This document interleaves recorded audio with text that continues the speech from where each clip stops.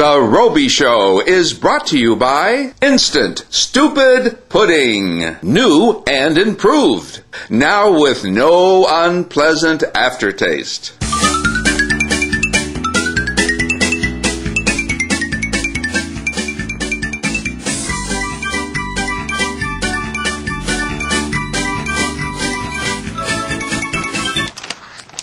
Working world.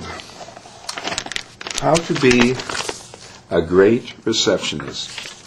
Well, by the way, on yesterday's show, it was all singing, wasn't it? But I'm not going to do that on every single show. I thought that would be a little different. And to this show, we have to continue our grand march to Washington, D.C., because it's coming up in just a few weeks for the inauguration, where President Bush will be re-inaugurated, I guess is what they call it. And I will, of course, be standing right by his side because I have won, as you know, the election as far as being the receptionist of the United States. And, of course, I am boning up on the what I need to do to be a great receptionist. Let's see. Receptionist pet peeves. Some telecommunicating headsets are electronically sensitive, creating an echo or booming effect while on speakerphones, making it difficult to understand a conversation or even painful. Can't imagine that. First name only syndrome. Hi, may I speak to Bill, please? There might be 10 or more Bills in one company. So if you really don't know Bill's last name, perhaps the statement might be, may I have Bill in shipping and receiving? Well, this is when someone calls the receptionist. I imagine when I'm answering the phone at the White House, of course, I'll be only answering for one person. Let's see how that call might be. Hello, this is the White House, and I'm the receptionist of the United States of America. How may I help you? You want to speak to who? George? Well, we have an awful lot of Georges here in the White House. I mean, you're Mrs. Bush. Well, I understand. You may be Mrs. Bush, but just by asking for George, I may give you the wrong George. You know, there are other Georges here. Would you mind, Mrs. Bush? I understand. No, I'm not trying to be. I'm just trying to be correct because I read in a magazine, Mrs. Bush, that you really need to know the person's last name. Because what if you want to speak to a different George, and I just can't assume anything. I have a certain a point of order I have to go by in order to be the very best. What is that? Yeah, I understand. You want to speak to George, but I'm just asking you. I'm just asking you. I mean, it's a very simple question, Mrs. Bush. I want to know which George would you like to speak to? I know there's a Bush very close to me, not too far away, but I just need to be. I just want to be correct. I'm not being I'm not being. I just want to make sure you must know his last name since you're married to him. Now, come on. And how do I know you're really Mrs. Bush? You may be an imposter. Unless if you don't know your husband's last name, if you say you're Mrs. Bush, I'm not going to put you through. I'm just not going to do it because I'm the gatekeeper here, Mrs. Bush.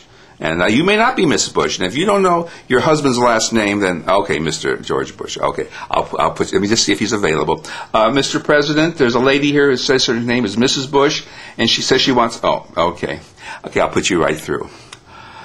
Well, you just can't be too careful when you're the receptionist of the United States. This is not just anybody could say the Mrs. Bush, and well, I know it's Mrs. George Bush. I hope I put the right person through. I hope it wasn't anything. What else does it say here about being the receptionist? It says familiar versus polite. Callers who immediately start their initial conversation with "Hi, how are you today?" is a turnoff. Oh, see, it sounds like solely insincere and puts the receptionist immediately on guard. Ask for a specific person. These are people who are calling the receptionist. Chewing sounds. Crunching on chips, carrots, or chewing gum. Generally, talking with your mouth full is not cool. Please be considerate. Well, of course, while they're talking about the people who call the receptionist, I obviously have to be careful because I will be at the White House, of course, promoting wonderful stupid pudding. And I'll probably be eating stupid pudding quite a bit while I'll have stupid pudding, of course, on the desk on the receptionist desk, which will be right outside the Oval Office. And I'll be eating stupid pudding quite a bit. In fact, I'm going to eat it while I answer the phone so people will will ask me why can't they understand me, and I'll have a chance to mention stupid pudding. Now that's not. I don't have a spoon with me, but I'll use this instead. We'll just pretend it's a spoon, okay? So we'll pretend. What can we pretend is a bowl? What do we have here? We can pretend is a bowl. We'll pretend that this is a bowl, okay? And I'm eating stupid pudding from this bowl, okay? And I'm answering the phone. All right. So first of all, I'm in the White House, of course, and I'm eating wonderful stupid pudding. Oh, that tastes so good. And the phone rings. Don, this is Goren. Excuse me, I had food in my mouth. What kind of food? Well, I'm glad you asked. And what country are you from? You're Mr. Blair. Well, Mr. Blair, I want you to know that everybody in the White House is eating stupid pudding now that I've become the receptionist. And I was thinking maybe, Mr. Blair, that maybe you should eat stupid pudding too. It'll make you much more popular. Oh, I know you're pretty popular already, but why don't you try considering eating stupid pudding instead of that other stuff you've been eating, which I'm sure you eat in England, all that English food. Because this is, by the way, is available all over the world, Mr. Blair. I'm sorry, you wanted to speak to the president? Yes, okay, I'll put you through. I guess he really just wasn't interested in.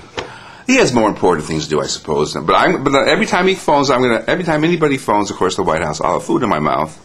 And, of course, it won't be understandable, or at least I'll be slightly less understandable. And I always have to excuse myself, and I'll mention that, of course, I'm eating wonderful, stupid pudding. S-T-U-P. Well, you know how to spell already.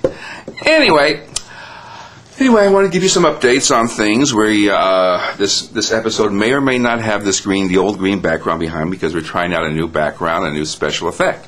And we're going to be doing something, I want you to know, that'll be for Microsoft. That's right. It's going to be a Microsoft project, and it'll be involving their very newest product, which is called the Media Center. And we're just getting ready for some exciting things here. So this is just a test background. I don't know whether there even will be a background. If it's green, it's still not working right. But if it's other than green, it is working fine. Oh, moo, moo, moo, moo, moo, moo, moo, moo. Oh, and the cows are here, of course. They're all excited. And, of course, we're all excited for the new holiday season, that we're doing this show Christmas Eve morning, and of course Santa Claus will be here tonight. Isn't that exciting? Moo, moo, moo, moo, moo. You don't believe in Santa Claus? Moo, moo, moo, moo. Well, there is a Santa Claus. There'll be a Santa Claus. You just go to sleep, and you're going to see all kinds of presents under the Christmas tree in the morning. You'll see there is a Santa Claus. Moo, moo, moo, moo. Oh, yes. I know it wasn't particularly funny, but look. I'm just making this up as I go along. I'm doing the best I can, all right? Any complaints? I know you don't. And by the way, I want you to continue sending me emails. Now, let's see. What do we have to say? Well, anyway, it'll be a very exciting thing that I'm getting ready for Microsoft. It's pretty exciting. And it'll be quite an exciting adventure that'll be going on. And in the middle of the adventure, we're going to talk about a new Microsoft product that's out there. And I hope you pay attention to it, because it's very exciting. Anyway, let's see what else has to be done here. As you know, I didn't plan anything, as I never do, but what I want you to do, of course, is the holiday season. I'll be a little busy, but getting ready, especially for the new little Microsoft thing we're going to be doing. But I want you to look at some of the old episodes. I look at yesterday's episode, and you'll hear me singing. I sang the whole episode. You know that? I sang the whole thing. Anyway, that's it for today, and I know it's a short episode, but I have a lot of things I got to do and things I should be doing, so I got to do them. You know what I mean? I got to do these things. I don't always like doing these things, but I got to do them, I do them. But I always have time to do a Rowby show, don't I? Though I missed a few episodes, a few weeks. I know I get busy. But I'm going to try to do it much more often, because we get quite a few visitors to this. Oh, I'm just rambling on. This episode is not the best. People, if you're looking at this episode as your very first episode, don't judge the entire almost year and a half, I guess, by now, of episodes on this episode. They aren't all like this. Some of them are actually very good. All right, and we have lots of fans all over the world, and I want to say hi to all of you, and all of you who have been sending me emails. I like it, and everybody reads them. We always reply to our emails, and there's a little form. If you go a little bit further down the page, you'll see it. Anyway, that's it for today, and I hope you join us next week for another episode of The Rowby Show at ROWBY.com. Okay, see you then. Bye! Remember to ask for The Adventures of Rowby and Keats the Lynx floppy disk at the 99-cent store.